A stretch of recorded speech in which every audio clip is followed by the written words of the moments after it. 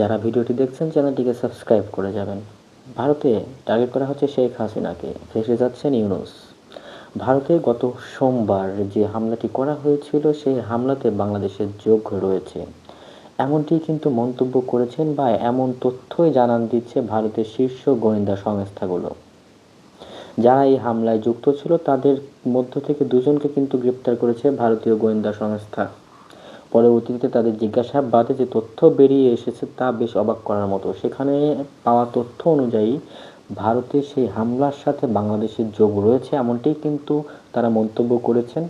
এবং সেই ক্ষেত্রে আরেকটি বিষয় কিন্তু এখানে দেখা দিয়েছে যে হামলাকারীরা নয়াদিল্লির বা ভারতের কোথায় শেখ হাসিনা রয়েছে তার কিন্তু খুব সন্নিকটেই হামলাটি করেছিল।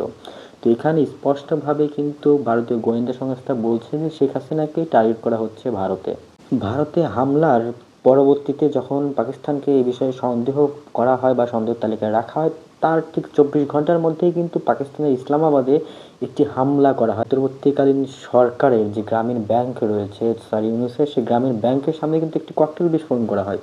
তো প্রতিটা ঘটনায় কিন্তু একে অপরের সাথে পরিপূরক, অর্থাৎ ভারতে হামলার দায় এড়াতে বাংলাদেশের গ্রামীণ ব্যাংকের সামনে ককটেল বিস্ফোরণ হয়েছিল, যেন এই ক্ষেত্রে শেখ হাসিনার কোনো প্রকার হতাহতের যদি ঘটনা ঘটতো বা শেখ হাসিনাকে উদ্দেশ্য করে যে হামলাটি করা হয়েছিল সেই হামলাটিতে যদি কোনো প্রকার অঘটন ঘটতো সেই ক্ষেত্রে যেন বাংলাদেশকে দায়ী না করা যেতে পারত। পাকিস্তানের ইসলামাবাদে যে হামলা, আদালতে যে হামলাটি করা হয়েছিল সেই হামলাতে 12 জন নিহত হয়েছে এবং 30 জন আহত হয়েছে, এবং এটি যে একটি বড় চলতি বছর একটি বড় নাশকতামূলক হামলা, জঙ্গি হামলা, সেটি কিন্তু আন্তর্জাতিকভাবে দাবি করছে পাকিস্তান।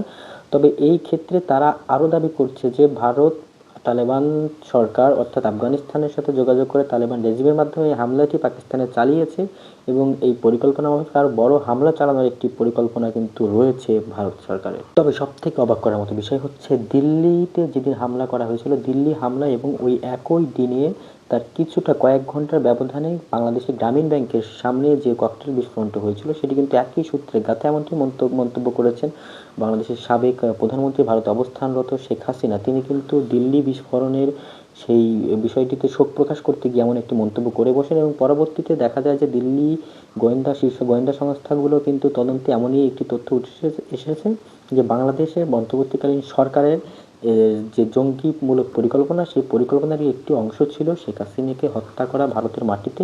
এবং এইখানে কিন্তু এটি স্পষ্টভাবে শেখ হাসিনা তার মন্তব্যটি প্রকাশ করেছেন, এবং সেখানে গোয়েন্দা সংস্থার তথ্য দেখা গিয়েছে যে ভারতে শেখ হাসিনা কোথায় অবস্থান করছেন, নয়াদিল্লি, তার কিন্তু খুব কাছেই এই বিস্ফোরণটি হয়েছিল।